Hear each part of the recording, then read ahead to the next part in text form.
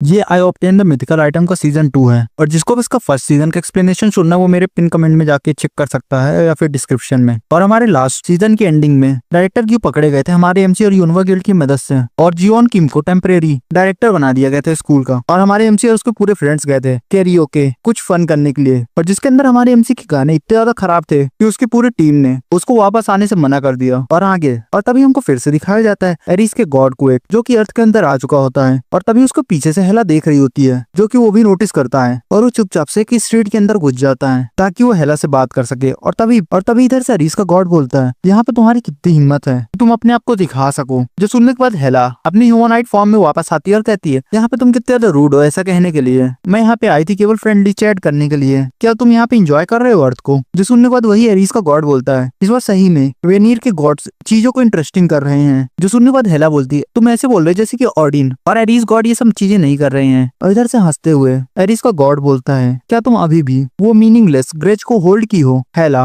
और तुम भरोसा कर रही हो प्रोवेसी में, और अपनी पूरी फेट को एक बच्चे के हाथ में छोड़ दी। जो सुनने के बाद हेला बोलती है, यहाँ पे तुम क्या कह रहे हो। और उधर से वो स्मर्क फेस बनाते हुए कहता है, क्या तुमको सही में लगता है एक इंसान एरिस के गॉड को हरा सकता है, यहाँ पे तुम कितनी बकवास करती हो। और हेला के सामने आ जाता है और हेला को क्रॉस करके जाने लगता है जो कि हेला ब्लॉक करती है। उधर से एरिस का गॉड कहता है, हटो यहाँ से। जो सुनने के बाद हेला बोलती है, अगर तुम यहाँ पे सोच रहे हो डस्टिन मून से मिलने का तो लगता है कि मैं तुम्हारा रास्ता रोकूंगी। जो सुनने के बाद बोलता है वो, क्या तुमको वहाँ पे मरना है। और इधर से हेला बोलती है, यहाँ पे तुम अपनी पूरी पावर को यूज नहीं कर सकते मिडगार्ड के अंदर, तो इस कारण से मेरे पास यहाँ पे एडवांटेज है। इधर से यही सारी चीजें सुनने के बाद वो हंसते हुए कहता है, अगर तुम यहाँ पे मेरे को मानना चाहती हो तो कुछ भी मारने के लिए तैयार रहना। इधर से हेला बोलती है, क्या तुमको एक मजाक भी नहीं समझ आ रहा, मगर यहाँ पे तो ये मेरा रोल था ना, वैसे भी मेरे को थोड़ा समय रेस्ट के लिए तुमको देना चाहिए। और इधर साइड कैरियोके में सीओ अपने गाने से सबको फैन बना ली होती है अपने, और कहती है, यहाँ पे एक ऐसा था। जो सुनने के बाद योजोंग कहती है, सीओ यहाँ पे तुम इतना अच्छा से गाना कैसे गाती हो, तुम तो सही में एक प्रो सिंगर निकली। और इधर से होयोन कहता है, मैं यहाँ पे अभी तक भरोसा नहीं कर पा रहा किसके पास इतनी ज्यादा अच्छी आवाज है अभी तक, और इसने हमको बताया भी नहीं। इधर से हमारा एमसी बोलता है, क्या तुम किसी प्रकार का लेसन लेती हो क्या सीओ। इधर से उसी को मना करते हुए सीओ बोलती है, नहीं तो। और तभी इधर से यूजोंग कहती है, मगर तुम तो बहुत अच्छी हो, तुम्हारे पास इसके लिए नेचुरल टैलेंट है। और जो सुनने के बाद सीओ बोलती है, क्या तुम मेरे से मजाक तो नहीं कर रही ना। इधर से हमारे एमसी की पूरी टीम एक साथ बोलती है सिंक में, नहीं तो। सीओ,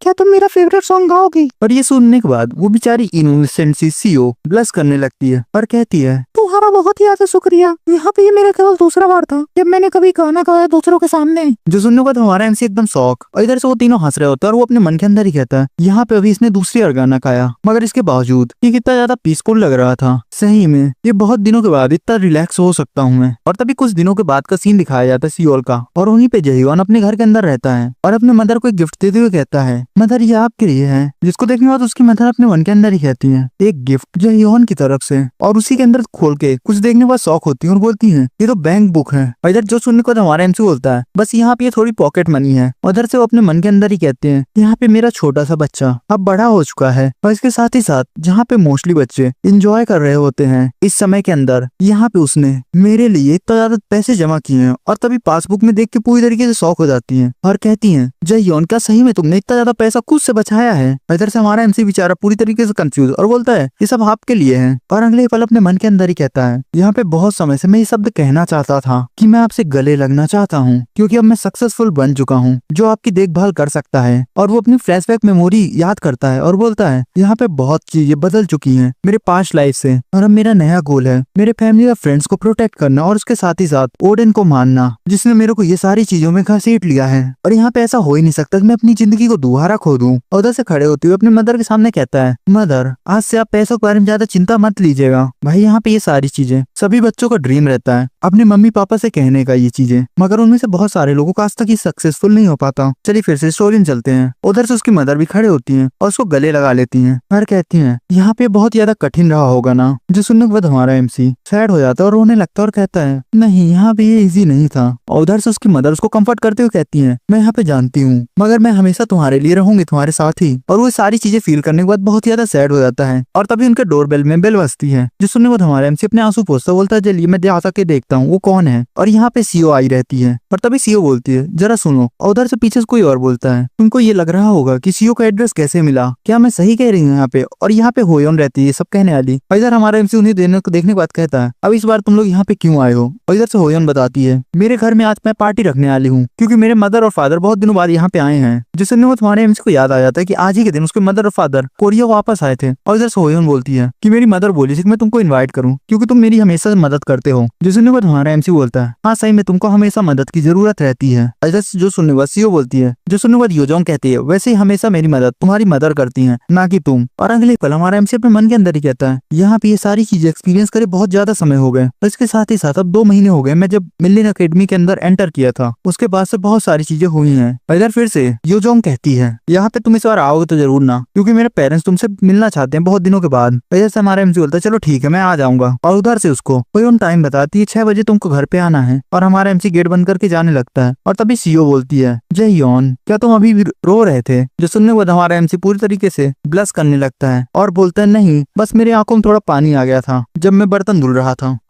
ये मैं देख पा रही हूँ। और थोड़ी देर उन दोनों के बीच एकदम सन्नाटा। और हमारे एमसी बोलता है चलो ठीक है मैं तुमसे बाद में मिलता हूँ सीओ। और जैसे वो दोनों अलविदा करके हमारे एमसी को चले जाते हैं। और हमारा एमसी बोलता है सीओ सही में बहुत ज्यादा चीजों को ऑब्जर्व करती है। और हमको दिखाया जाता है यूजोंग के घर के साइड का सीन है। वहीं पे हमारा एमसी अपने मन के अंदर ही कहता है यहाँ पे यूजोंग तो बहुत ही ज्यादा अमीर है। उधर से सीओ उसके वेलकम करते हुए कहती है तुम यहाँ पे आ चुके हो। और उसी के पास हमारे एमसी जाते हुए कहता है मैं थोड़ा ज्यादा क्यूरियस हूँ यहाँ पे तुम क्यों हो? क्या तुमको यूजोंग जबरदस्ती लेके आई है? जो सुनने सीओ थोड़ा ऑकवर्ड हो जाती है और बोलती है नहीं मेरे पास यहाँ पे कुछ करने के लिए नहीं था तो मैं आ गई। भाई अपने घर पे नहीं है यार ये, इसको कोई समझाओ। मानता हूँ बचपन की दोस्त है। चलो फिर से स्टोरी में चलते हैं। और हमारे एमसी बोलता है मुझे माफ करना। और उसे देखते हुए अपने मन के अंदर ही कहता है अभी शायद तक सीओ के पास किसी प्रकार की फैमिली नहीं है। और इधर से यूजोंग कहती है चिल्लाते हुए डैड आपको खाना उतारना है ठीक है ना? और उसे देखते हुए हमारा एमसी बोलता है यूजोंग ने उसको यहाँ पे ले आया। जितना ज्यादा दिखती है उससे ज्यादा ये केयर करती है दूसरों लोगों की। और तभी हमारे एमसी को कोई पीछे से बुलाता है जय योन बहुत समय हो गया तुमसे मिले हुए। और ये यूजोंग के फादर रहते हैं। उधर से उसकी मदर निकलते हुए बोलती जय योन बहुत समय हो गया तुमको देखे हुए। और उन दोनों को हेलो करते हुए हमारा एमसी बोलता है अपने मन के अंदर ही यहाँ पे मेरे समय में वापस आने से पहले यही लोग मेरी देखभाल किया करते थे जब ने अपनी मदर को लॉस्ट कर दिया था। और अगले पल यूजोंग के फादर उसको गले से पकड़ लेते हैं और कहते हैं तुम छोटे से बच्चे अब थोड़े बड़े हो चुके हो। जिसके बाद वो अपने मन के अंदर ही कहता है मुझे लगता है कि हेडलॉक देना इनकी फैमिली हैबिट है। और तभी उसके फादर बोलते हैं यूजोंग क्या तुमको अभी तक बुली नहीं कर रही क्या? तुम बचपन में मेरे को हमेशा बताया करते थे जब जब वो तुमको मारा करती थी। क्या ये बातें तुमको याद है अभी भी? जो सुनने बाद हमारे एमसी बोलता है बस ये सारी चीजें पास्ट में थी। और इधर से यूजोंग बहुत ज्यादा फ्रस्ट्रेट होके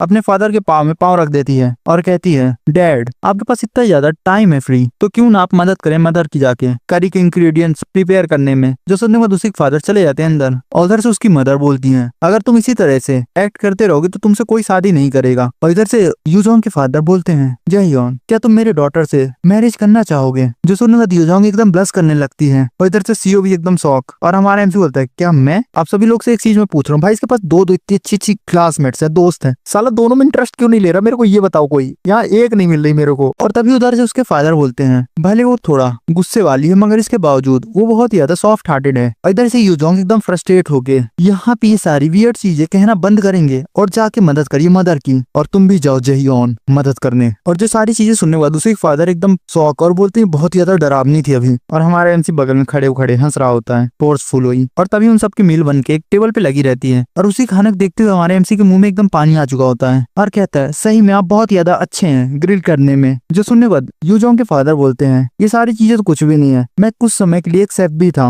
और इधर से सीओ एकदम खाने को एंजॉय कर रही होती है और बोलती है बहुत ज्यादा टेस्टी है। और इधर से यूजोंग कहती है मैं यहाँ पे आशा कर रही थी होयोन और ली भी होते हमारे साथ तो और तुम्हारी मदर भी। जो सुनने बाद हमारा एमसी बोलता है यहाँ पे हम कुछ भी नहीं कर सकते तो आशा करते हैं हम कुछ समय बाद उनसे एक साथ मिलेंगे। इधर से सीओ बोलती है हाँ तुम सही कह रहे हो। और इधर से यूजोंग के फादर बोलते हैं मैं यहाँ बहुत ज्यादा इम्प्रेस हूँ तुमसे जय योन क्योंकि तुमने मदद की थी यूजोंग की मिड टर्म प्रैक्टिकल के अंदर इसके लिए तुम्हारा बहुत ज्यादा शुक्रिया। जो सुनने बाद हमारा एमसी थोड़ा शर्मा जाता है और कहता है यहाँ पे ऐसी कोई चीज नहीं है यहाँ पे ये सारी चीजों को मेंशन मत करिए आप। और अगले पल अपने मन के अंदर ही कहता है यहाँ पे मुझको बहुत ही ज्यादा गलत लग रहा है कि ये सारा क्रेडिट मेरे को मिल रहा है बिल्कुल ये सारी चीजें मैंने खुद ही कराई थी। और यूजोंग को देख रहा होता है एकदम घूर घूर के जो कि वो भी नोटिस करती है और अगले पल हंसने लगती है। इधर से यूजोंग की मदर बोलती है मुझे बहुत अच्छा लग रहा है कि तुम बहुत अच्छा कर रहे हो मगर सही में मैं बहुत ज्यादा शौक हो गई थी जब मैं पहली बार सुनी थी कि तुम एक मेज बनने वाले हो। मुझे तो लगता था कि तुम नफरत करते हो एक मेज बनने से। क्या वैसे तुम मेज इसलिए बने हो ताकि तुम यूजोंग के साथ रहो और उससे सेपरेट ना हो? जो सुनने का हमारा एम सोचता है ऐसे कुछ भी नहीं है। वैसे आपको बहुत ज्यादा शुक्रिया ये सब पूछने के लिए। जो सारी चीजें सुन के सीओ के अंदर अंदर जली जा रही होती है हालांकि। और उधर से उसकी फिर से मदर कहती है वैसे तुम दिन प्रतिदिन और भी ज्यादा हैंडसम बनते जा रहे हो। मैं यहाँ पे आशा करती हूँ कि जो मेरे डॉटर है, वो भी तुम्हारे जैसे ही कभी एक बॉयफ्रेंड बनाए। जो सुनने के बाद यूजोंग एकदम ब्लश करने लगती है और कहती है अब आप भी एकदम वियर्ड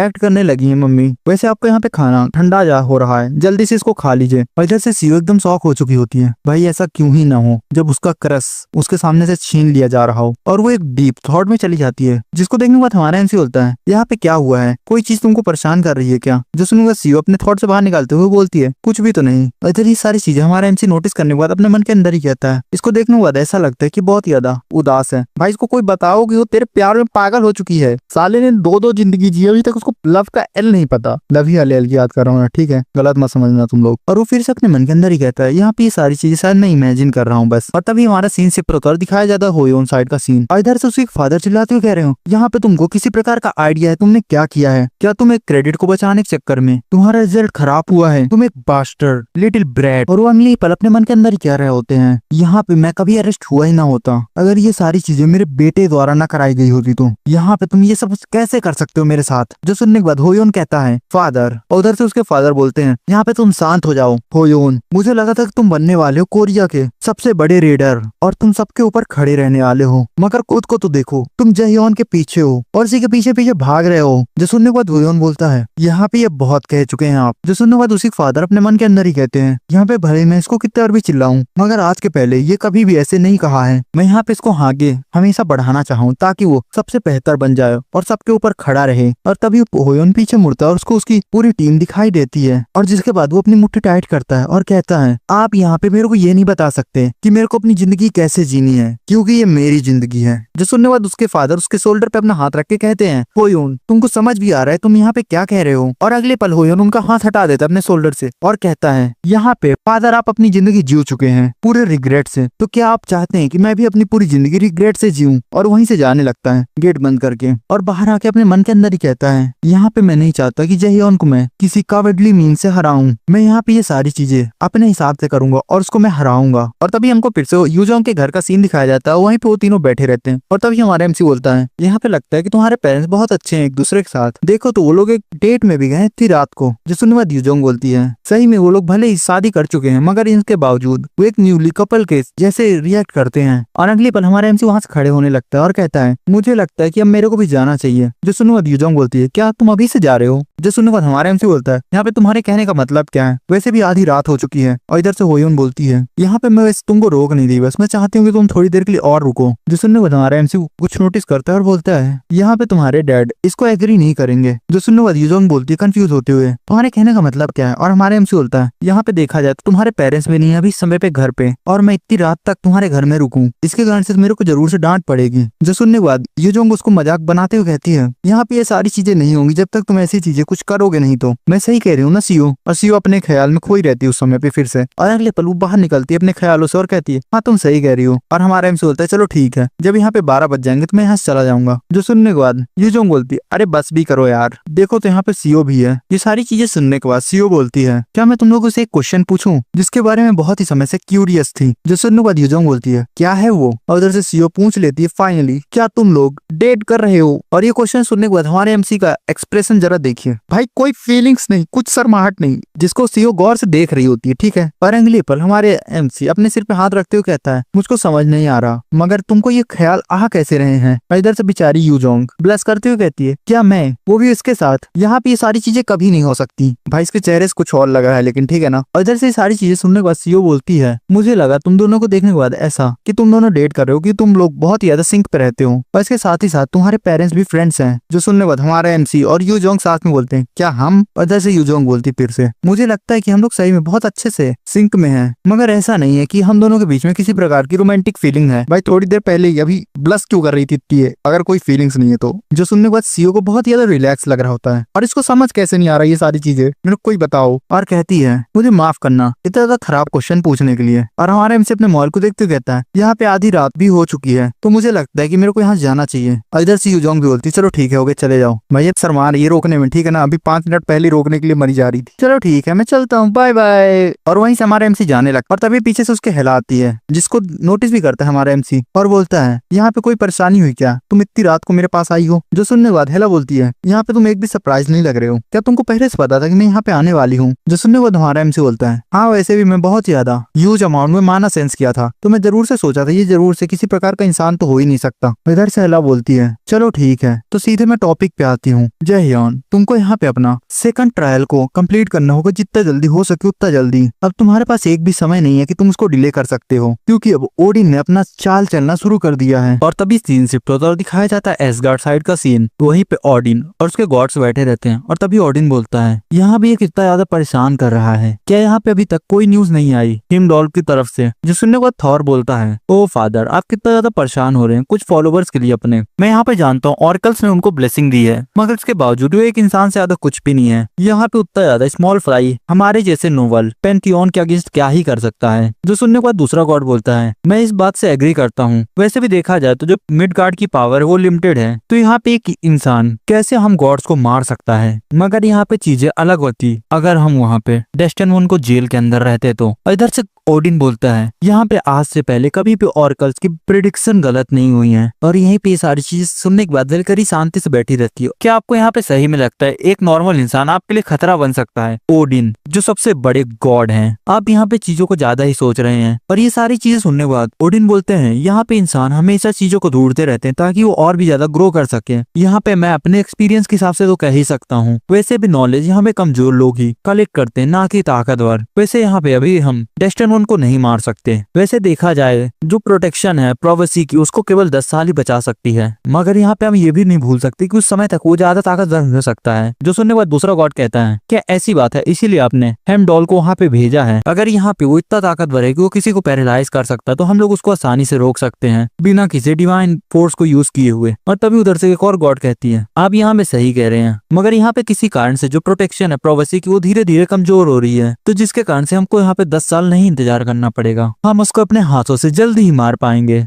जो सुनने के बाद ओडिन बोलता है इन सब के बावजूद हमारा जो प्लान है उसमें कोई भी कमी नहीं होनी चाहिए, क्योंकि यहाँ पे जो हमारा फ्यूचर है उसमें कहीं भी नहीं बताया गया कि हमको जीत ही मिलेगी। जो सुनने के बाद दूसरा गॉड बोलता है यहाँ पे हम वो सारी चीजें करेंगे जो ओडिन हमको करने के लिए बोलेगा। और तभी फिर से सीन शिफ्ट होता है और दिखाया जाता है मिडगार्ड के साइड का सीन। वहीं पे हमारा एमसी और हेला बात कर रही होते हैं और तभी हमारा एमसी बोलता है तो क्या यहाँ पे कहने का मतलब है तुम्हारे कि जो मेरे को प्रोटेक्ट कर रही थी पावर एराइस के गॉड से वो धीरे धीरे खत्म हो रही है, क्या तुम मेरे को यही बता रही हो? जो सुनने के बाद हेला बोलती हाँ तुम सही सोच रहे हो। वजह से हमारा एमसी बोलता है मगर क्यों? मैं यहाँ पे समय में पीछे आया था जब मैं 27 साल का था, क्योंकि जो फादर थे मेरे यूमिन को कॉन्ट्रैक्ट दिए थे कि वो मेरे को मार दे, मगर इन सब के बावजूद जो प्रोटेक्शन है वो मेरे लिए इतनी जल्दी कम क्यों हो रही है इस बार? जो सुनने बाद हेला बोलती है इसका बहुत ज्यादा सिंपल रीजन है, क्योंकि तुम यहाँ पे टाइम ट्रेवल किए हो, इसी कारण से जो प्रोफेसी की पावर है वो बहुत ज्यादा यूज हो चुकी है। क्योंकि यहाँ पे जो समय को पीछे करना है वो भगवानों के लिए भी बहुत ज्यादा कठिन है। वैसे भी मैं बहुत ज्यादा सरप्राइज हूँ कि वो तुमको अभी तक बचा रहा है और इसी कारण से इतना बड़ा प्राइस हमको देना पड़ा है। और वो कोई मंत्र टाइप का पढ़ने लगती है जिसके कारण से हमारे एमसी के सिर में बहुत ज्यादा दर्द होता है, जिसके कारण से वो फिर से अपने मन के अंदर ही कहता है यहाँ पे अजीब सा साउंड मेरे दिमाग में दोबारा से क्यों सुनाई दे रहा है, अब मुझे यहाँ पे समझ आ रहा है। यहाँ पे तुम ये कहना चाहती हो कि मेरे पास ज्यादा समय नहीं है, तो इसीलिए मेरे खुद सेकंड ट्रायल को जितने जल्दी कंप्लीट कर सकता हूँ जल्दी करना चाहिए ताकि मैं ताकतवर बन सकूं। जो सुनने के बाद हेला बोलती हाँ तुम सही कह रहे हो, तो क्यों ना हम कहीं और चले ताकि अपनी बात को कंटिन्यू कर सकें। और इस टेस्ट के बारे में तुम कहाँ पे लोगे और साथ ही साथ तुम किस प्रकार के एनिमीज को इस बार फेस करोगे। और तभी सीन शिफ्ट होता है और दिखाया जाता है जयहियोन के घर का सीन। वहीं पे हमारा एमसी बोलता है हिमडॉल क्या तुम्हारे कहने का मतलब है वही गॉड जिसको ऑनर मिला है पीछे से चक्कू मारने का, और साथ ही साथ लोग कहते हैं कि वो फ्यूचर भी देख सकता है। जो सुनने के बाद हेला बोलती है तुम सही कह रहे हो, इसका मतलब है कि तुम जानते हो उसके बारे में। जो सुनने के बाद हमारा एमसी बोलता है हाँ क्योंकि मैंने अपनी रिसर्च कंप्लीट की है, वैसे भी इस बार मैं ऑडिन के अगेंस्ट लड़ने की तैयारी कर रहा हूँ ना। जो सुनने के बाद हेला बोलती है मुझे तुमसे कुछ ऐसी उम्मीद थी। और जैसे हमारा एमसी बोलता है वैसे वो पहले से ही आ चुका है मिडगार्ड के अंदर, तो मेरे पास ज्यादा समय नहीं है ना ट्रायल खत्म करने के लिए। जो सुनने के बाद हेला बोलती है यहाँ तुम ज्यादा परेशान मत हो क्योंकि मैंने कुछ समय निकाल लिया है। और उधर दिखाया जाता है उसी हिमडॉल को और वो बोलता है यहाँ पे उसकी हिम्मत कैसे हुई एक ग्रेट हिमडॉल को ऐसी जगह पे बंद करने के, तुम यहाँ पे मेरे को हमेशा इस जगह के अंदर बंद नहीं करके रख सकती हो। वजह से हेला बोलती है वैसे देखा जाए तो इस बार उसने मेरी बहुत ज्यादा पावर खर्च करवा ली है। इधर से हमारा एमसी बोलता है तो ठीक है चलो, वैसे इस बार की लोकेशन क्या है ट्रायल के लिए? इधर से हेला बोलती है तुम सही समय में पूछो। और तभी टीवी से आवाज आती है ब्रेकिंग न्यूज, अनफॉर्चुनेटली जो 18th रेड थी ग्रेट रूइंस की वो खराब हो चुकी है और इस बार की रेड में एंट्री क्रेडिट रेडर खुद से पार्टिसिपेट किए थे, मगर इन सब के बावजूद वो टीम भी फेल कर दी क्वालिफाई होने में भी, तो जिसके कारण से वहाँ की एसोसिएशन भी क्लियर नहीं है कि वो इसको कंप्लीट कर पाएगी कि नहीं। और इधर से हेला बोलती है एक आइसलैंड पूरे सेंटर में माइथोलॉजी के एक ऐसी हिडन जगह जाइंट्स की, जो सुनने को हारेम्स बोलता है एक आइसलैंड, जो सुनने को हेला बोलती है वैसे जो ग्रेट रूइंस है वो सब तुम्हारे लिए बनाई गई हैं, एक ऐसी कैलकुलेटेड स्पेस जहाँ पे प्रोवेसी का बच्चा को चेक किया जाएगा कि वो काबिल है कि नहीं ओडिन के अगेंस्ट खड़े होने में और उसको हराने में। जो सुनने को हारेम्स बोलता है तुम्हारा इन सबसे मतलब क्या है। जो सुनने को हेला बोलती है यहाँ पे अजीब सी चीजें कैसी हुई, मैंने अभी यहाँ पे क्या कहा। इधर से हारेम्स बोलता तुम मेरे से मत पूछो। और हेला बोलती चलो ठीक है, यहाँ पे एक प्रॉपर क्वालिफिकेशन के बिना तुम अंदर एंटर भी नहीं कर सकते हो। जो सुनने को हारेम्स से बोलता है क्या तुम्हारे कहने का मतलब है मुझको वहाँ पे प्रूव करना पड़ेगा अपनी क्वालिफिकेशन को। इधर से हेला बोलती है हाँ, केवल ये सारी चीजों को तुम ही कर सकते हो और जिसके बाद से तुमको एक रास्ता मिलेगा ग्रेट रूइंस के अंदर एंटर करने के लिए। उधर से टीवी में दिखाया जाता है कि वही रेडर कह रहा होता है एक टीम दोबारा फेल हो गई केवल पहले स्टेज को क्लियर करने में क्वालिफिकेशन को ही। और इसके साथ ही साथ एसोसिएशन कह रही है कि यहाँ पे कोई भी कॉन्फिडेंस नहीं है कि हम आगे भी इसको सक्सेसफुल क्लियर कर पाएंगे कि नहीं। जो सुनने के बाद वही रेडर अपनी चेयर पे मुक्का मारता और बोलता है यहाँ पे इस रूइंस के साथ क्या दिक्कत है।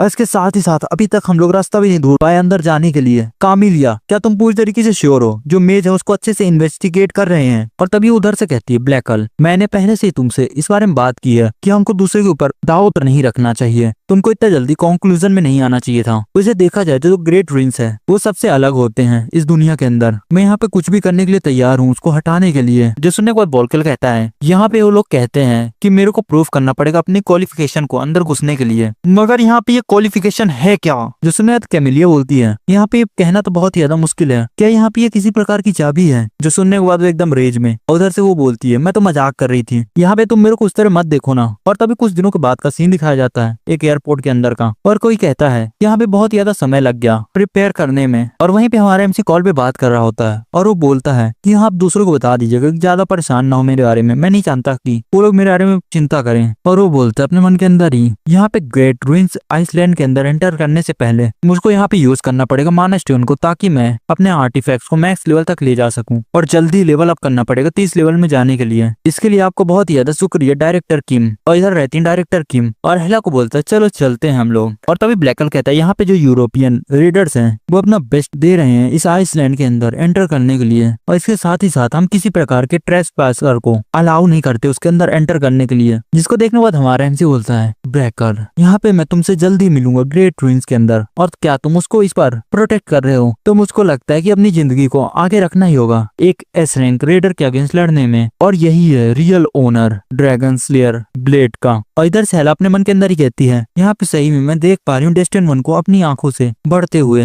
यहाँ पे ब्रिटेनिया इस बार जरूर से हारेगी, लगता है कि इस बार तुमने सही चॉइस चूज की है लोकी। और तभी उस रूइंस के साइड का सीन दिखाया जाता है और बताया जाता है माइथोलॉजी के हिसाब से ये अचानक से पूरी दुनिया के अंदर फैल गए। इसको रेडर द्वारा क्लियर करने के बाद बहुत सारे हिडन आर्टिफैक्ट मिले जो कि बहुत ही ज्यादा ताकतवर हैं, जो कि किसी भी रेगुलर डंजन में पाए जाने से बहुत ज्यादा पोटेंशियल रखते हो। इसीलिए पूरे वर्ल्ड के रेडर कंपटीशन करने लगे उनको लेने के लिए। केवल इसी कारण से उस तरह के सारे रूइंस को गवर्नमेंट द्वारा मैनेज करने लगे। और तभी उसी के पीछे से हिलाते हुए कहती है यहाँ पे इस रूइंस के अंदर बहुत अच्छे आर्टिफैक्ट रखे हैं गॉड्स के, और इसके साथ ही साथ तुमको मिल गया था मिस्टेन कुछ रेड करने के बाद ही रूइंस में। भले वो एक ग्रेट रूइंस नहीं थी, इसके बावजूद शायद अभी तक तुमको पता चल चुका होगा कि ये सारी चीजें कोइंसिडेंस नहीं थी। और हमारा एमसी याद कर रहा होता कैसे उसको ये चीजें मिली रहती हैं। और वो कहता है क्या ये सारी चीजें उस लाइट के बारे में बात कर रही है क्या जो मैंने उस समय पे देखी थी। मगर सोचो तो वो जो लाइट है इतनी ज्यादा स्ट्रेंज भी नहीं थी। और हेला को देखता है जिसको देखने के बाद वो कहती है यहाँ पे तुम मेरे को इस प्रकार से क्यों देख रहे हो। जो सुनने के बाद हमारा एमसी बोलता है अरे कुछ भी तो नहीं, वैसे मैं एक चीज के लिए बहुत ज्यादा क्यूरियस था, क्या ये जो रूइंस है उनको जाइंट द्वारा नहीं बनाया गया। जो सुनने के बाद हेला बोलती हाँ तुम सही कह रहे हो, 10,000 साल पहले जो लीडर था ह्यूरिन जिसको माना जाता है थॉर का ट्रू राइवल, उसने इस ग्रेट रूइंस को बनाया था डेस्टिन वन के लिए और उनके लिए भी जो ऑडिन के आर्मी के खिलाफ लड़ सके। जो सुनने के बाद हमारा एमसी बोलता है चलो ये सारी चीजें अब सेंस बना रही हैं, जरूर से इसके अंदर किसी प्रकार की रिडल्स होगी। वैसे देखा जाए तो जो जायंट को माइथोलॉजी के अंदर बहुत अच्छा बताया गया है, और इसके साथ ही साथ जो जायंट्स है वो कभी भी नहीं डरे अराइस के गॉड के खिलाफ भी। मगर सोचो तो इन सब के बावजूद उनका जो अंत था वो अच्छा नहीं था। चलो देखा जाए तो हम वहाँ पे पहुंचने वाले हैं, तो मैं बहुत ज्यादा एक्साइटेड हूँ। वैसे देखा जाए तो हम लोग इतनी दूर आ चुके हैं, तो मैंने सोचा है कि मैं एक अच्छा सा होटल को बुक करूँ ताकि मैं पा सकूँ एक बहुत अच्छा व्यू ग्रेट रूइंस का। जो सब सुनने के बाद हेला बोलती है यहाँ पे तुम अपना गार्ड डाउन मत करो, इसके साथ ही साथ वो दूसरा ट्रायल है तुम्हारा। इधर से हमारा एमसी बोलता है मैं आज से पहले कभी भी अपना गार्ड डाउन नहीं किया हूँ और इसके साथ ही साथ मैं सारी प्रिपरेशन किया हूँ जितनी ज्यादा पॉसिबल हो सकती थी उतनी ज्यादा। और उसके साथ ही साथ मैं चाहता हूँ यहाँ पे जो ट्रांसलेटर वो अच्छे से काम करे नोरिन सिस्टम का। और मेरे को बहुत अच्छे आइटम भी मिले हैं मेरे को यहाँ निकलने से पहले, और दिखाया जाता सिस्टम विंडो में वही आइटम शैडो ऑर्क रैंक के,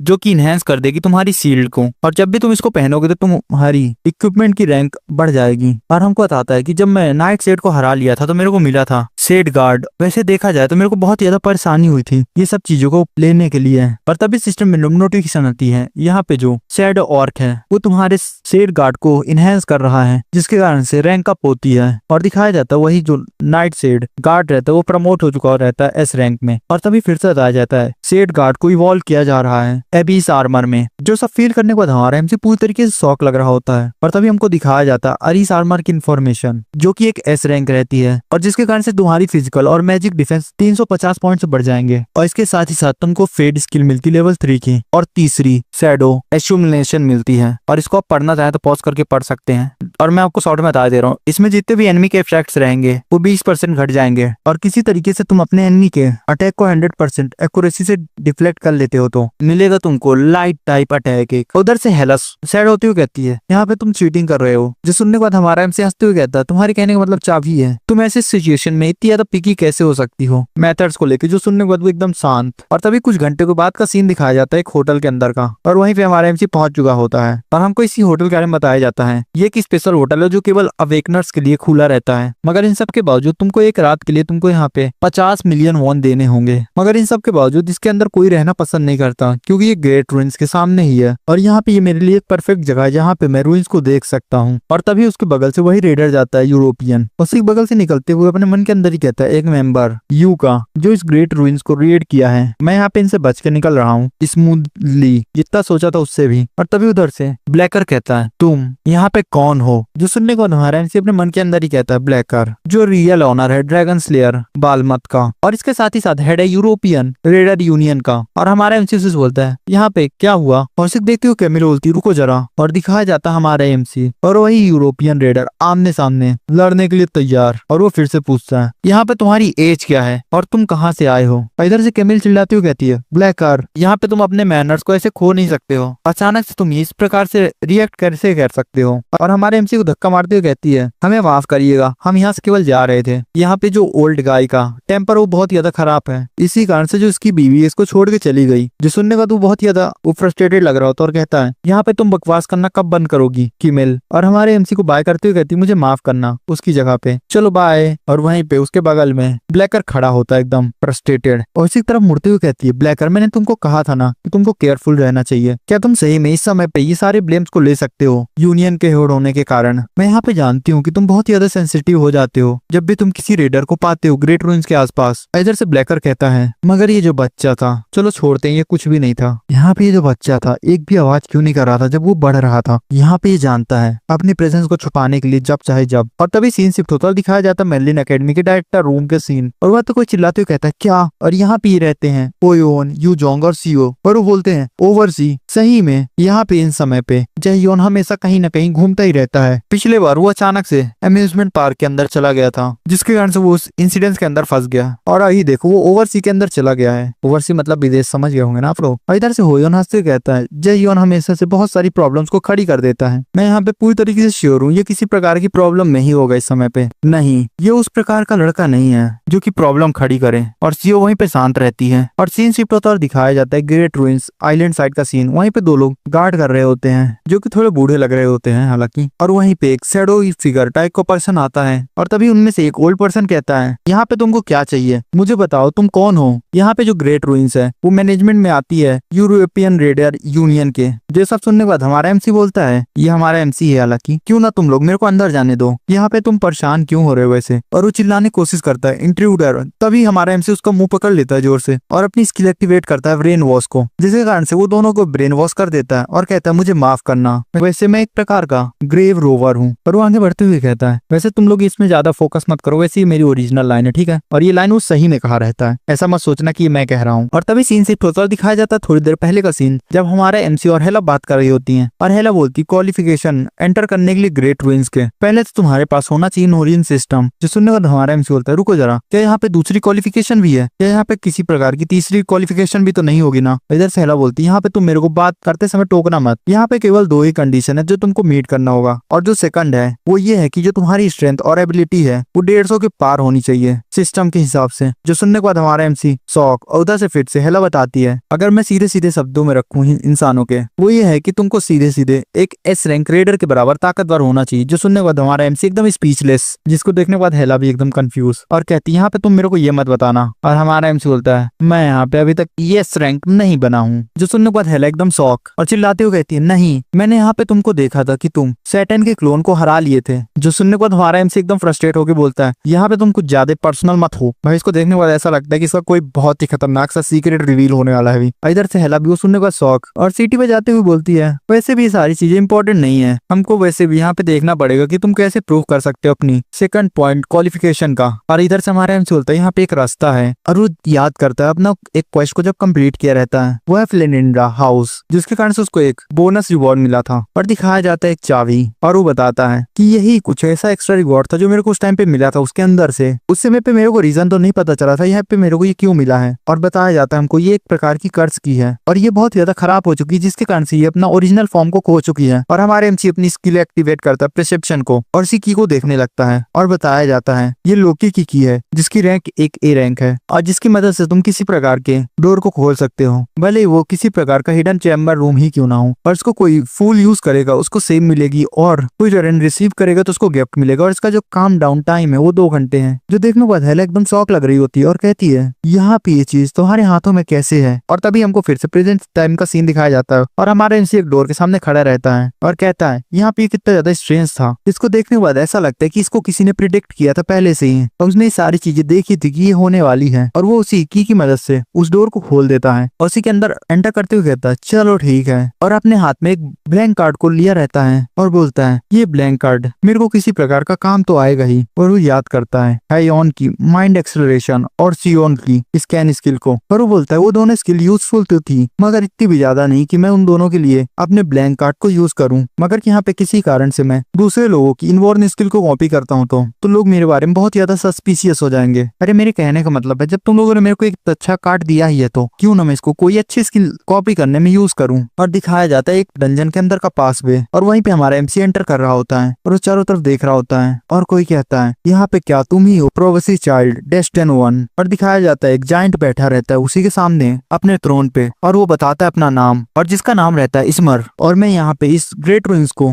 गार्ड करता हूँ अपने फादर के कमांड में। जो सब सुनने के बाद हेला आगे बढ़ती है और वही जायंट कहता है यहाँ पे तुम जरूर से हेला होगी, नहीं तुम तो उसकी एक केवल क्लोन हो जो उसने अपनी पावर से बनाया है। जो सुनने के बाद हेला बोलती है आप सही कह रहे हैं, मैं यहाँ पे लेके आई हूँ डेस्टिन 1 को 5 ट्रायल कंप्लीट कराने के लिए, और क्या यहाँ पे किसी कारण से जो पावर ऑफ प्रोवेसी हो धीरे धीरे कमजोर हो रही है इसकी, जिसके कारण से हमको ये सारी चीजों को जल्दी जल्दी करना पड़ेगा ताकि हम कंप्लीट कर सकें सेकंड ट्रायल को। उधर से वही जायंट बोलता है मैं मना करता हूँ। जो सुनने के बाद हेला बोलती है क्या मगर क्यों? उधर से फिर से जायंट कहता है मैं नहीं जानता, मगर ये जो डेस्टिन 1 है उस गेट को खोले हैं किसी आर्टिफैक्ट की मदद से। जो सब सुनने के बाद हमारा एमसी बहुत ज्यादा फ्रस्ट्रेट लग रहा होता है, और तभी फिर से उधर से वो जायंट कहता है यहाँ पे तुम कभी भी सेकंड ट्रायल को पास नहीं कर सकते अपनी करंट स्ट्रेंथ के दम पे, मैं यहाँ पे केवल तुमको इज्जत दे रहा हूँ, और वापस चले जाओ और ताकतवर बन के आओ। और इधर से हेला आगे बढ़ती हुई कहती है यहाँ पे ज्यादा टाइम नहीं बचा हमारे लिए पास, क्योंकि जो पावर है प्रोवेसी की वो धीरे धीरे खत्म हो रही है, और वो भी बहुत ही स्पीड में। और इसके साथ ही साथ जो एराइस के गॉड है वो अपने मूव स्टार्ट कर दिए हैं। जो सुनने बाद वही जायंट बोलता है यहाँ पे रूल्स तो रूल्स ही होते हैं हेल के क्लोन,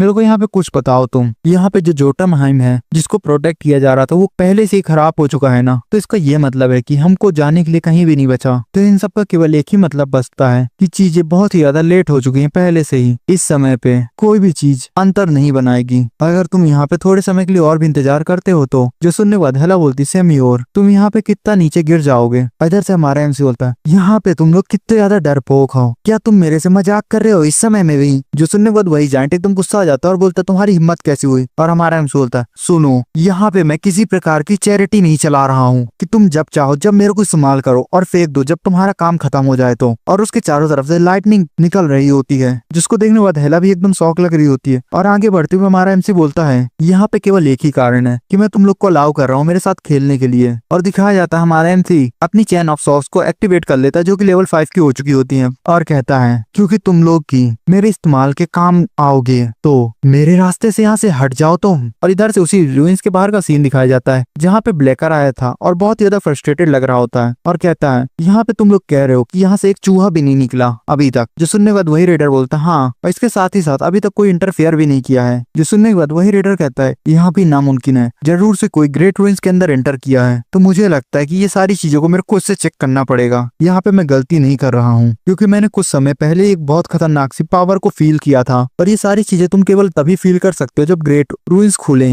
और इसके साथ ही साथ मैं अभी तक उसके अंदर एक कदम भी नहीं रख पाया हूँ, तो मैं यहाँ पे नहीं चाहता कि कोई अननोन बच्चा आके मेरे को हरा दे। और यहाँ पे किसी कारण से वो गेट खुल चुका है, तो इसका ये मतलब है कि मैं अंदर जा सकता हूँ। और तभी वो फिर से गेट के सामने खड़ा हो जाता है, और तभी अंदर से कोई बोलता है यहाँ पे तुम अनक्वालिफाई हो। जो सुनने के बाद वो एकदम फ्रस्ट्रेट हो चुका होता है। और तभी एक रूम के अंदर का सीन दिखाया जाता है जहाँ पे मोबाइल बजा जा रहा होता है बार बार, और वो किमिल रहती है उठाते हुए कहती है ब्लैकर यहाँ पे तुम मेरे को इस समय पे कॉल क्यों कर रहे हो। उधर से ब्लैकर बोलता है एक इंट्रूडर आया है गेट रूइंस के अंदर जो कि इंटर कर चुका है। जो सुनने के बाद वही बोलती है यहाँ पे ऐसा हो ही नहीं सकता। और तभी फिर से सीन शिफ्ट होता दिखाया जाता है रूइंस के अंदर का सीन। पहला बोलती है यहाँ पे तुमने क्या कर दिया, और दिखाया जाता है हमारा एमसी फायर जायंट के ऊपर एक अटैक कर चुका होता है जिसके कारण वो बहुत ज्यादा फ्रस्ट्रेटेड लग रहा होता है। और अगले पल वो खड़ा होता है रेज में और कहता है यू फूल, और वो हमारे एमसी के सामने खड़ा रहता है। और उसको देखने के बाद ऐसा लगता है कि वो हमारे एमसी को एक चूहे से ज्यादा कुछ भी नहीं समझ रहा है इस समय पे। और वही जायंट फिर से चिल्लाते हुए कहता है यहाँ पे तुम्हारी हिम्मत कैसे हुई मेरे को मना करने के लिए इंसान। और एक बहुत ही खतरनाक फोर्स रिलीज कर रहा होता है अपनी बॉडी से, जिसके कारण से वो रूइंस धीरे धीरे टूट रहा होता है। और जिसको देखने के बाद हेला भी एकदम शॉक। और हमारा एमसी इधर से और प्रोवोक करते हुए कहता है क्या यहाँ पे तुम्हारे पास दूसरी लाइंस नहीं है कहने के लिए, क्योंकि मैं अब थक चुका हूँ सेम लाइन सुन सुन के। और अगले पल अपने मन के अंदर ही कहता है यहाँ पे मेरे पास कोई भी चॉइस नहीं है, भले मैं इस ट्रायल को छोड़ दूं वहाँ पे मैं मरने ही वाला हूँ एम डॉल के साथ लड़ते हुए। तो जिसके कारण से मेरे पास केवल एक ही चॉइस बची है, और वो ये है कि मुझको यहाँ पे अपना 100% देना होगा भले कुछ भी हो जाए। और मैं इस बार नहीं मरने वाला कुछ रिग्रेट लेके। और उधर से फिर से जायंट बोलता है डेस्टिन 1, और वो अपनी एक स्किल प्रिपेयर करता है और कहता है यहाँ पे तुम बहुत ही ज्यादा इच्छुक लग रहे हो अपनी मौत के लिए। और दिखाया जाता है हमारे एमसी के सिर के ऊपर एक स्पेयर टाइप का पियर हो चुका होता है जो कि उसकी तरफ बहुत ही स्पीड में बढ़ता है। और हमारा एमसी उसी को देख के अपनी स्किल एक्टिवेट करता है एब्सोल्यूट कैलकुलेशन, जिसके कारण से वो जो स्पेयर रहता है हवा में ही गायब होने लगता है। जिसको देखने के बाद वो भी बहुत ज्यादा शौक लग रहा होता है, और अपनी एक और स्किल एक्टिवेट करता है विंड बूस्ट को हमारा एमसी उसी की तरफ अटैक करने के लिए। जिसको देखने के बाद वही जायंट कहता है ये यहाँ पे मेरे हार्ट की तरफ सीधे सीधे जा रहा है, क्या सही में वो सोच रहा है कि वो मेरे को इन सब चीजें करके हरा सकता है। क्या तुमको यहाँ पे समझ भी आ रहा है कि तुम मेरे बाद किसको फेस करने वाले हो। और दिखाया जाता है एक बहुत बड़ा ब्लास्ट, और इधर से वही जायंट हमारे एमसी की तरफ अटैक करते हुए कहता है यहाँ पे तुम्हारे पास किस प्रकार के मूव है जो कि तुम इतना ज्यादा रेकलेसली एक्ट कर रहे हो। और वो याद करते हैं अपनी एक पास्ट मेमोरी जब वो यूगुन से फाइट किया था जो कि उसके फादर बने बैठे हैं, और कहता है कि ये सारी चीजें मेरे को सिमिलर क्यों लग रही थी जब मैं ह्यूगिन से फाइट किया था, और मुझको ऐसा लगा था उस समय पे कि मैं उसको नहीं हरा सकता अपनी करंट सिचुएशन में, मगर अभी। और फिर से वो अपनी स्किल एक्टिवेट करता चैन ऑफ सॉक्स को, और अपने हाथों से पकड़ लेता उन्हीं चैन को और जमीन में गाड़ देता और आगे बढ़ते हुए कहता है मैं इस बार यहाँ पे केवल बैठ के हार नहीं मान सकता हूँ। और वो अपनी स्किल एक्टिवेट करता है फोर्स फील्ड को जो कि वही डार्क एल्फ किंग की स्किल रहती है, और जिसके कारण उसके चारों तरफ सराउंडिंग में आइसी आइस होती है। और जिसको देखने के बाद वही जायंट कहता है ये तो डार्क एल्फ का सीक्रेट वेपन था, और अटैक करते हुए कहता है यहाँ पे मैं नहीं जानता कि ये टेक्निक तुम्हारे पास कैसे आई, मगर इसके बावजूद ये काफी नहीं होगी मेरे को हराने के लिए। और दिखाया जाता है एक ही अटैक से उसके पूरे जो आइस रहते हैं वो टुकड़ों में बट चुके होते हैं, जिसको देखने के बाद वो एकदम होपलेस लग रहा होता है। और अगले पल हंसते हुए कहता है यहाँ पे तुम बहुत ही बड़े नाइव हो, और एक अटैक प्रिपेयर करता है और कहता है तुम मेरे सीधे हाथों में आ चुके हो। और अपनी स्किल एक्टिवेट करता है फायर स्ट्राइक को जो कि लेवल 5 की रहती है, और एयर बर्स्ट को जो कि वो भी लेवल 5 की ही रहती है, और उसके चारों तरफ वही फायर कवर अप रहती है, और एक एक करके सारे आइस ब्लॉक्स में लग रही होती है वही फायर एरोस। जिसको देखने के बाद वो फायर जायंट भी बहुत ज्यादा परेशान कर रहा होता है। और हमारा एमसी अपनी स्किल एक्टिवेट करता है फेट को जो कि वहाँ पे अचानक से गायब हो चुका था। जिसको देखने के बाद वही जायंट कहता है यहाँ पे क्या लगता है तुमको ये सारी ट्रिक्स मेरे ऊपर काम भी आएंगी। और एक ही बहुत खतरनाक जमीन में अटैक करता है और आगे बढ़ता है और चारों तरफ देखने लगता है बार बार, मगर उसको थोड़ी थोड़ी परेशानी होने लगती है। और कहता है वो यहाँ से गायब हो गया, सामने देख रहा होता है गौर सर, और अगले पल अपने मन के अंदर ही कहता है इस बार ये कहाँ गायब होके गया है। और वहीं पे हेला भी बेचारी डरी हुई छुपी रहती है, और अभी भी फायर जायंट कंफ्यूज होकर चारों तरफ हमारे एमसी को ढूंढ रहा होता है। और धीरे धीरे हमारा एमसी अपनी फेट स्किल को यूज करने के कारण वो इनविजिबल हो चुका था और बढ़ रहा होता है आगे आगे, और अगले पल उसके ऊपर जंप कर करता है अटैक करने के लिए, जिसको देखने के बाद वो भी शॉक होता है और हमारे एमसी उसी के फेस के सामने रहता है और उधर से अपने हाथ में एक वेपन को बनाता है उसी फायर जायंट के ऊपर अटैक करने के लिए। और तभी फिर से सीन शिफ्ट होता दिखाया जाता है मिस यून के ऑफिस साइड का सीन, और वो कहती है मैंने यहाँ पे सुना उस बच्चे से जहियोन कि तुम्हारा वो स्टूडेंट है। और इधर से मिस यून बोलती है लगता है कि तुमने मेरा इंटरव्यू देख लिया है। उधर से उसके सामने बैठी हुई कहती है मैं सीधे सीधे तुमसे बात करती हूँ, मैंने यहाँ पे डिसाइड किया है कि मुझको जहियोन चाहिए। जो सुनने के बाद मिस यून बोलती है तुम अपना मर्चेंट वाली साइड दिखा रही हो, यहाँ पे ऐसे ही कुछ शब्द थे जियोन के, तो यहाँ पे क्या ही पॉइंट है हम लोग इस मीनिंगलेस कन्वर्सेशन को शुरू रखें। जो सुनने के बाद वही कहती है ओ माई यहाँ पे तुम इतना ज्यादा परेशान मत हो, मैं यहाँ पे तुमको उसके लिए एक फेयर प्राइस पे करूंगी। जो सुनने के बाद मिस यून बोलती है जहियोन वहाँ पे कोई ऑब्जेक्ट नहीं है उस डैगर की तरह। जो सुनने के बाद वही कहती है क्या होगा अगर मैं तुमको वो दे देती हूँ तो, और वो अपने मन के अंदर ही कहती है नेडिगो फैग। मैंने यहाँ पे सुना था कि वो उसके हाथ में आ चुका है कुछ दिन पहले ही, मगर मैं यहाँ पे 1% भी एक्सपेक्ट नहीं कर रही थी वो मेरे को वो चीज को ऑफर कर देगी। क्या सही में तुमको जहियोन इतना ज्यादा ही चाहिए? इधर से मिस यून कहती है मैं यहाँ पे अप्रिशिएट कर रही हूँ आपके ऑफर को कि आप खेलना चाह रही हैं। और उधर से वही मर्चेंट गिल्ड मास्टर कहती है मैं आज से पहले कभी भी इतना ज्यादा किसी कस्टमर के साथ नहीं खेली हूँ, अगर यहाँ पे यून वो रिफ्यूज करती है तो आप ज्यादा परेशान मत होइएगा क्योंकि वैसे भी हम लोग हैं तो मर्चेंट ही ना। मिस यून वैसे आप समझ तो चुकी होंगी मैं कहना क्या चाहती हूँ, आप तो ये जानती ही होंगी कि मैं कितनी ज्यादा अपडेटेड रहती हूँ। जो सुनने के बाद मिस यून बोलती है अगर ऐसी बात है तो ये आपके लिए ज्यादा अच्छा नहीं होगा कि आप डायरेक्ट जहियोन के पास जाएं। जो सुनने के बाद वही मर्चेंट गिल्ड लीडर कहती है अगर आप ऐसा ही चाहती हैं तो मैं ऐसे ही करूंगी, तो चलिए ठीक है मैं आपके डिसीजन का वेट करूंगी। और वो हैंड शेक करने के लिए ऑफर करती है अपना हाथ मिस यून को, मगर मिस यून तो मिस यून है उन्होंने फुल इग्नोर मारा उसको, जिसका वो अपना हाथ वापस लेके हंसने लगती है और वहां जाते हुए कहती है चलिए ठीक है मेरे पास थोड़े बहुत काम है जो मेरे को करने हैं, और वो गिल्ड से बाहर चली जाती हैं। और तभी मिस यून थोड़ा रिलैक्स करती है और कहती हैं सही में इसके पास बहुत ज्यादा हिम्मत है, वो यहाँ पे मेरे पास सीधे आ गई कि वो मेरे गिल्ड के मेंबर को चुराना चाहती है। और अगले पल पूरी तरीके से एक्सप्रेशन बदल जाते हैं और बहुत ज्यादा सीरियस और बोलती हैं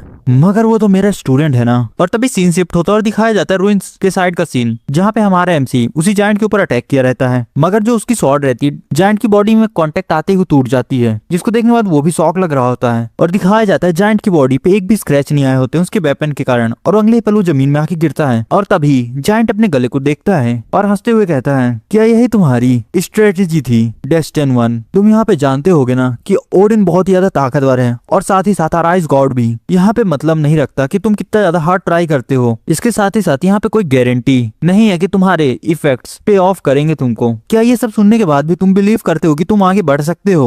जो सुनने के बाद हमारा एमसी बोलता है आखिरी में, और अगले पल अपनी एक स्किल एक्टिवेट करता है मैजिक टूल इम्बोर्डमेंट को, और उसके सिस्टम के बफ्स के कारण उसकी जो स्किल रहती है एक लेवल अप हो जाती है। और दिखाया जाता है वो अपने हाथ में एक वेपन को समन कर लिया था और कहता है चलो मेरे को ट्राई करने दो। जो सुनने के बाद वही जायंट बोलता है तुम जानते हो यहाँ पे तुम कुछ भी नहीं हो डेस्टिन 1, यहाँ पे तुम इतना ज्यादा स्ट्रगल क्यों कर रहे हो मीनिंगलेस, तुमको अभी तक रियलाइज हो जाना चाहिए था। जो सुनने के बाद हमारा एमसी एकदम फोकस होकर कहता है यहाँ पे मेरे एक्शन मेरे को डिसाइड करने दो उनकी वर्थ को। जो सुनने के बाद वही जायंट थोड़ा शौक लग रहा होता है और याद करता अपनी एक प्रीवियस मेमोरी को जिसमें उसके फादर्स को कहे रहते हैं यहाँ पे तुम इकलौते ऐसे हो जो खुद की वर्थ को डिसाइड कर सकता है। जो सब याद करने के बाद वो थोड़ा काम डाउन होता है और हमारा एमसी उसी साइड देखता है और एक अटैक करता है बहुत ही पावरफुल उसी जायंट के ऊपर। और इधर से जायंट बोलता है क्या तुम बिलीव करते हो जो तुमने अभी कहा था? और इधर हमारा एमसी फुल स्पीड में चार्ज कर रहा होता है उसी जायंट की तरफ और कहता है यहाँ पे मेरे साथ क्या हो रहा है, मैं हिल क्यों नहीं पा रहा हूँ? और ये जो रहता है वो जायंट का प्रेशर रहता है जिसके कारण हमारा एमसी मूव नहीं कर पा रहा होता है। और उधर से जायंट कहता है मैंने तुमसे एक क्वेश्चन पूछा, क्या तुम बिलीव करते हो जो तुमने अभी कहा और तुम प्रिपेयर हो उसके बर्डन के लिए?